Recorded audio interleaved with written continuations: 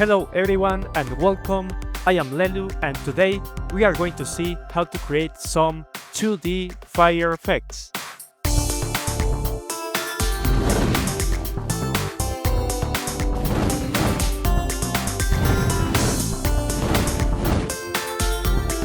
When it comes to fire effects, there are many ways to do this.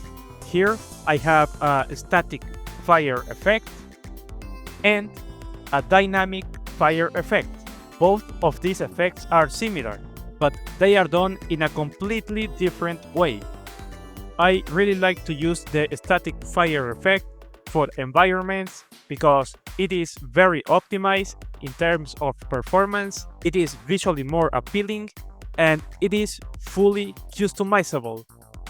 The only problem is it is static. So if you need a fire effect that can react with the environment, then you need to create a dynamic fire effect like this, using the Godot's particle system. But hey, this doesn't mean you can't use the static fire effect as well in motion. For example, you can combine a static fire effect with the dynamic fire to create a firebolt projectile or so. In this tutorial, we are going to focus on the static fire only. But don't worry, I will post a new tutorial pretty soon explaining how to create a dynamic fire effect using the Godot's particle system. By the way, in case you want to support me and download this demo project and all of these effects, I made them available on my Patreon's page, links below. You can get access to download all of these effects and many more that you can use in your projects and video games. So, without further ado, let's get into this. Okay, so for this tutorial, we will need to use some textures, and over here I have some textures. We probably only need one or two of these textures, but I will import all these anyways, so you can see how we can get really interesting results using different textures. Let's import this to Godot. I will leave the links in the description so you can use these textures as well. Cool. Now let's go ahead and create a sprite 2D node. And let's name it static fire. We need a texture, so let's go to the textures and I will add this pixel texture. And this is just a 1 pixel texture, so we cannot see anything. Let's increase the scale and put it over here. Okay, now let's convert this simple static image into a fire effect. So let's go ahead and create a new shader material. Let's create a new shader. Select Visual Shader. And let's name it Fire Shader. Okay, let's go ahead and open our Fire Shader. So here we have the shader graph where we can create the shader. But first, I want to do some changes. So let's go to Flags and enable Unshaded. Okay, so for this fire shader, we will need to use a lot of textures. So let's go ahead, right click and look for a texture 2D parameter. Let's name it texture 1. Set the type to color. And in order to use this texture, we need to drag this thing to a texture 2D and set it to color. Cool. So here we have a texture parameter. In order to keep everything organized, I am going to right click and create a frame. And we can set a color to this frame. I will put a nice blue color. And let's name this texture 1. And put all this inside just to keep everything organized. Now I am going to duplicate this a couple of times Cool. So we are going to use 5 different texture parameters for this material. For now, I only want to focus on the texture 1. So I will hide all these. We will use them later. Oh, and because we are not going to use a full color texture, we are going to use a black and white texture. Let's connect the red channel only. Okay, now if we go back to the material, here we have the shader parameters, and here we can see texture 1. So I will put maybe this one. Okay, now I want this texture to move. So in order to do that, I will right click and create a UV panning node. And by moving this offset value, we can move this texture, as you can see.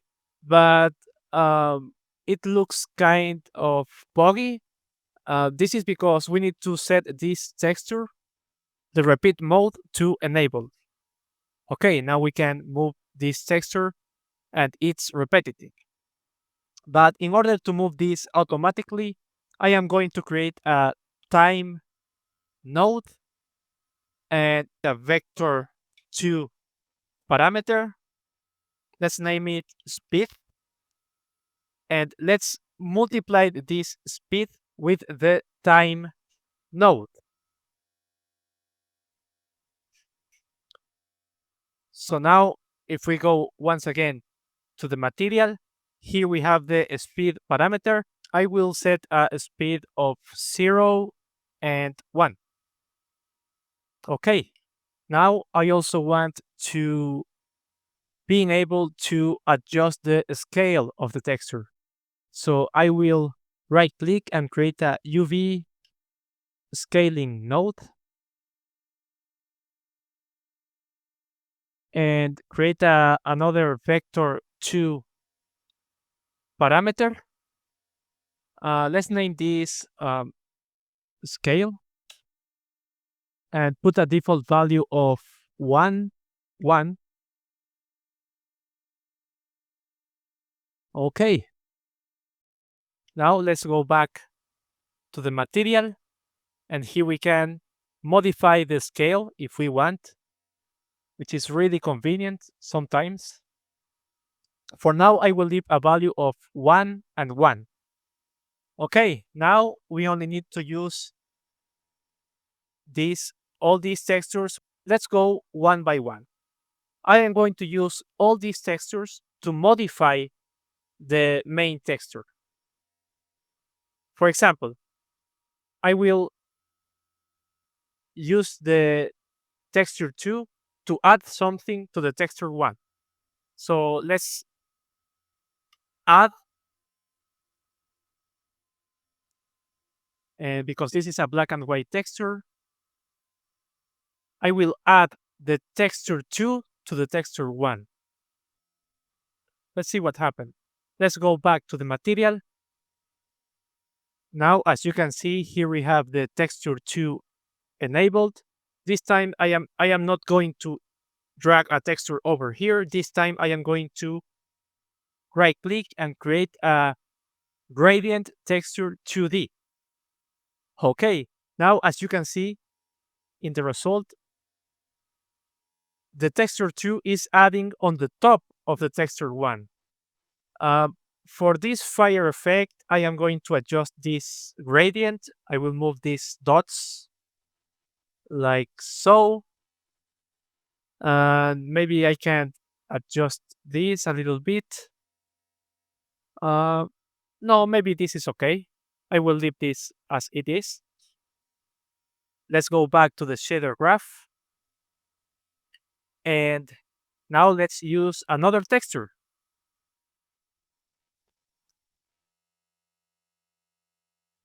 And this time I want to take this result and I want to multiply this result with this texture number 3.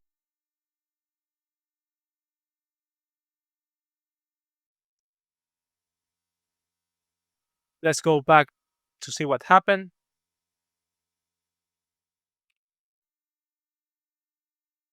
And now we can add a texture number 3. And here I would like to add some random texture. So look what happened if I add this one. You can see we can use this texture number 3 to multiply something on the top of the result. For this case, because this is a fire effect, I am going to use this gradient texture I have over here.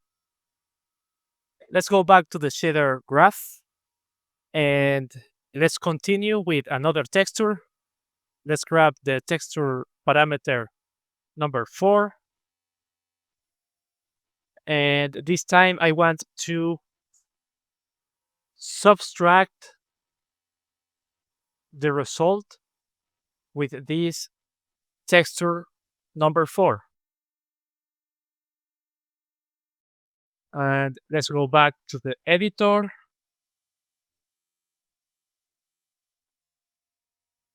So here we can add a texture number 4.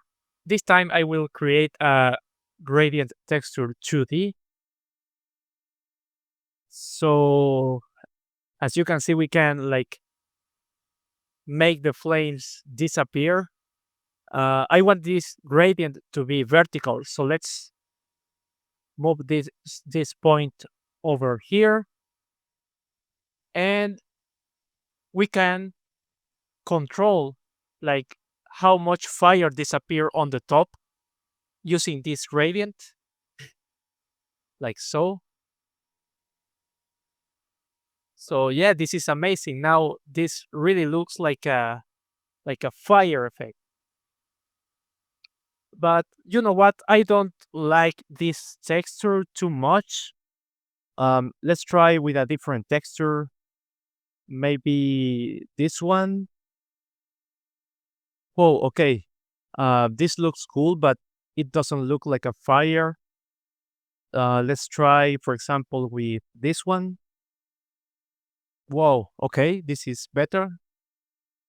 But let's try with this one. Oh, okay, this is perfect. I like this one. I think this is perfect for this type of game. So let's use this one. Okay, let's go back to the shader graph. And we are almost done. We only need to add some colors. But first, I would like to change the names of the textures because I feel like this right now is a quite confusing, like using texture 2, 3, 4 is confusing. So I will change the names. Instead of texture 1, I will name this texture main. Let's name this one texture add. Instead of texture 3, let's name this texture multiply.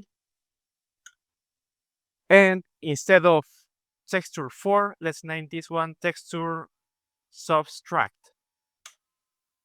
Be aware when you change the names of the textures because sometimes Godot breaks the textures and you need to assign them once again. So just be careful with that.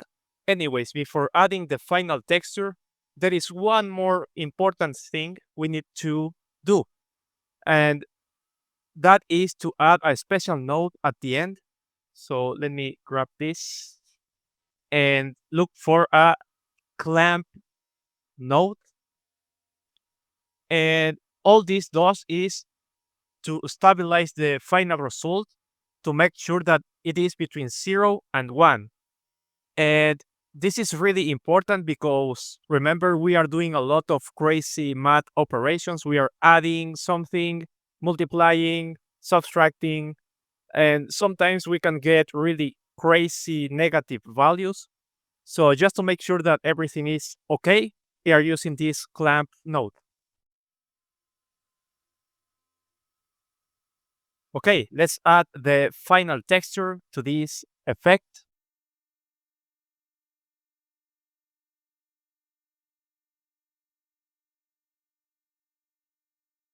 And let's name this one texture underscore color 1D. And this time I want to connect the final result directly to the texture and take the color of the texture and also take the transparency. Okay, that's it. Our shader is completed. Let's go back to the scene.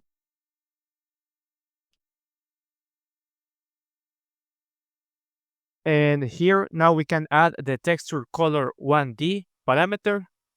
This time I will add a gradient texture 1D. And let's modify this gradient a little bit. So we can pick any color we want. Instead of using this white color, we can use, like, for example, a nice blue or green or any color we want. This time I will pick a color with a raw value of 5, 0.9, and 0.5. And also I want to add another color around the middle over here. A red color with a value of 1, 0.5, and 0.1. Okay, this looks quite better, but I want this fire to be more reddish. So let's add one more color at the end of the gradient over here. And this will be a reddish color, like so. Yes, I like this one. Also, we can like shrink these final values to make it more stylized or more realistic. Like, for example, this one will be perfect for an anime style. So yeah. Oh, also, instead of using this black color, I will delete this black and replace it by a transparent color. And that's it, guys. Here we have the static fire effect, and this is fully customizable. Be creative. Change the velocity, change the colors, change the textures, and make the perfect fire effect for your game.